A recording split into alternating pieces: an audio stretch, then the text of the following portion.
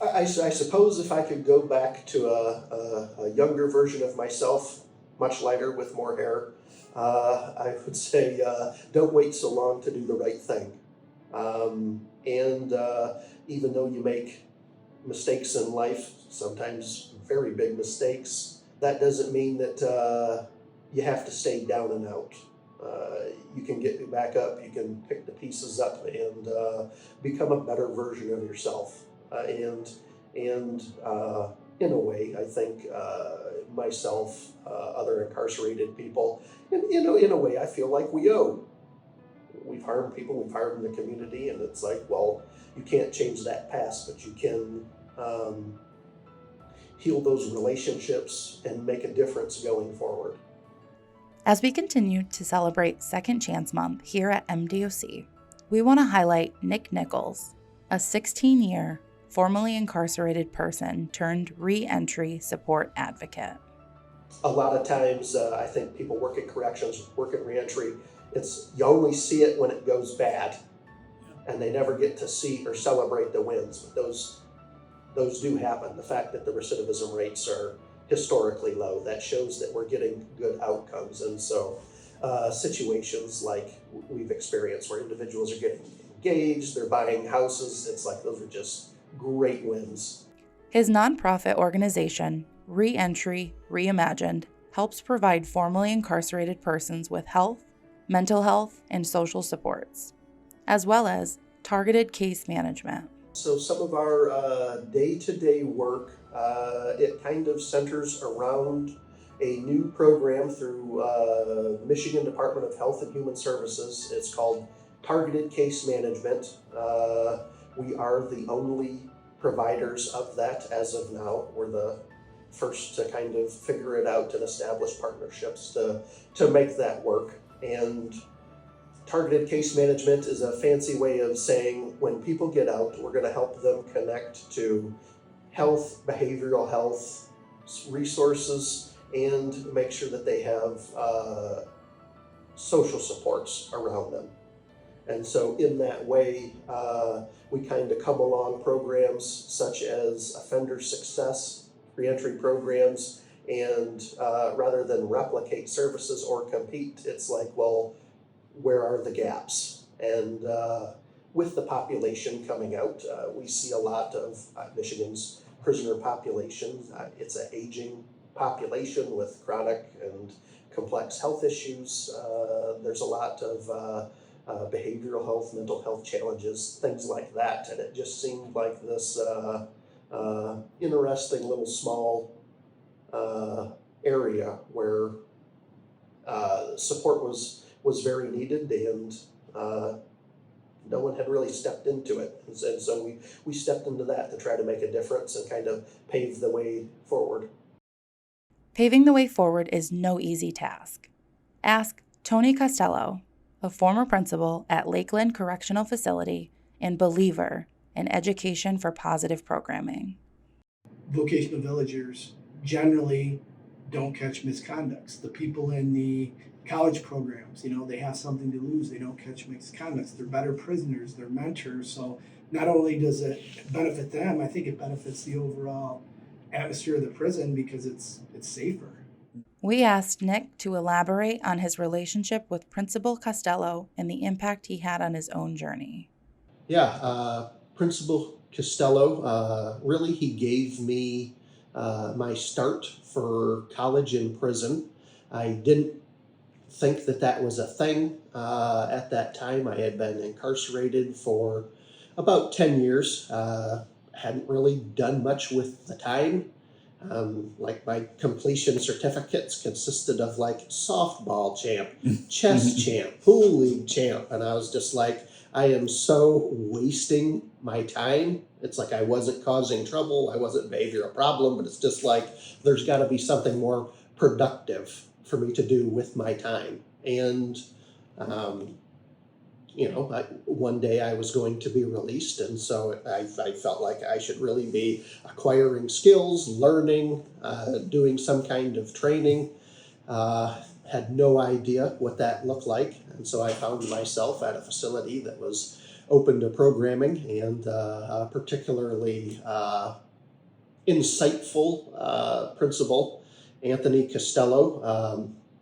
I wrote him a letter and we met, and I wanted to do correspondence courses, and what that looked like, I had no idea, but it was like I seen in the policy that technically this was possible. Yeah, so when I worked down at the Lakeland Correctional Facility, we had in policy, before we really had like in-person classes, we would do correspondence courses. And Nick was interested in doing some of those courses, so I facilitated that. And I tried to break down the barriers for the students that wanted to actually pursue some type of post-secondary education. So we got them going on these correspondence courses. We'd hook them up with the colleges, give them the materials, give them study time, proctor the tests, with the hope that when they got out, they would continue their education in person and earn some type of degree that would help them long-term gain employment, productive reentry. Then once people did so many prep courses, they would transition into correspondence courses. People started to earn degrees, and it just became it was totally volunteer basis as people, they would take a course. A lot of them then would turn into like tutors to help the next group going in. I guess everyone was just looking to pay forward the blessing that they had been given. And Principal Costello and the facility there just gave us the opportunity to do that.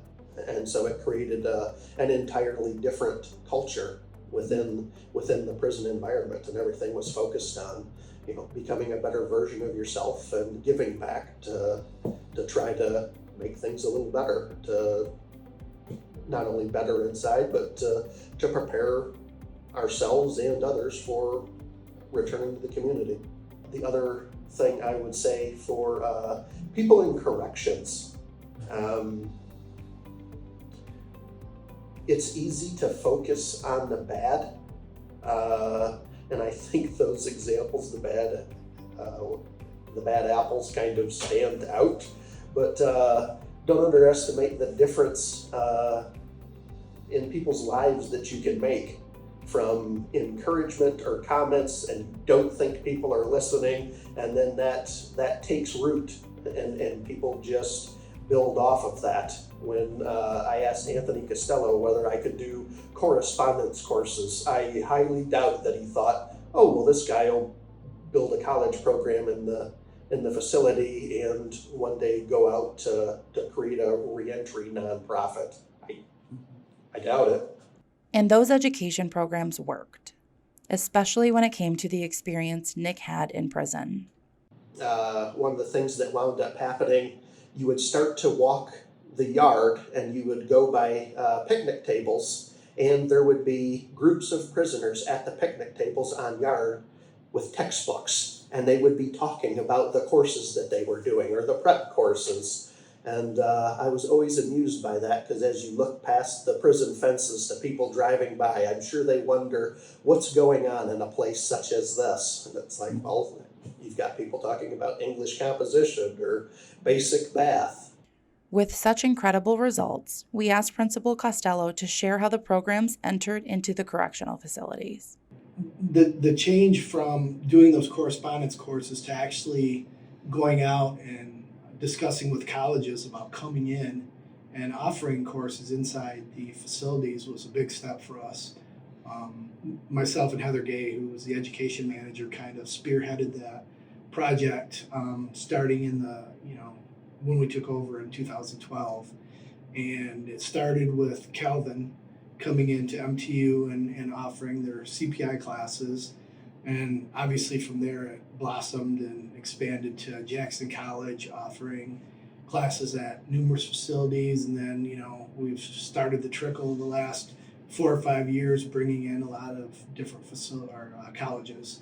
We went that route, but then, when we started opening it up to the colleges, coming in and doing the in-person, the vocational village piece, I think that kind of expanded my thinking on, what we could do. Because if you would have told me, when I started with the department after a couple of years, that, hey, we're going to have these gigantic college programs, we're going to have vocational villages where not only we train people on these hard to fill jobs where they can make a great wage, but that it's actually going to be, very successful in terms of the recidivism, I would have been like, that's never going to happen, because that just wasn't the mindset in corrections back then. If you believed that way, then you were soft on crime, and you were soft on prisoners, and it just wasn't readily accepted. And I think we've really seen a shift in the mindset the past 10 years to, people being more open. The openness towards a more responsive, positive programming has changed countless lives and is the driving factor towards lowering the recidivism rate for the state of Michigan. Recidivism rate refers to the percentage of individuals who, after being released from prison, are reincarcerated within a specific time frame. Michigan currently holds one of the lowest rates in the country. If you just look at the metrics and how it reduces recidivism, it's an important step. The more educated people are, the more opportunities they will have for employment and bettering their life. And if they have a better life and good employment, they're probably not going to come back to prison. So that's our goal in corrections, is to correct behavior so people don't continue to come back time and time again. And not only that, it saves the state money. If people don't come back, it lowers our costs. We can close prisons, and then it's just a win-win for everybody. So I think sometimes people forget that people that come to prison don't stay here forever. So they're gonna come back to your community. They're gonna be your neighbors. You want someone that's productive and had a transformational experience inside that changed their thinking, that got them there, instead of being punitive the entire time and getting someone who's disgruntled coming back and being your neighbor. And that's what it's all about, making a difference. We want to thank Nichols for his willingness to share his experience and for the work he currently provides for incarcerated people re-entering society. Tony Costello for his service within the department's education system, and all MDOC staff and local community members who take part in rehabilitating people's lives. This truly is great work. Yeah, we can make a difference in our communities together to make them safe, to get good life outcomes. And so we can't change the past, but we can as Judge Rossi said, mend those tears in the fabric of society. Thank you for watching. This was your MDOC Public Information Office.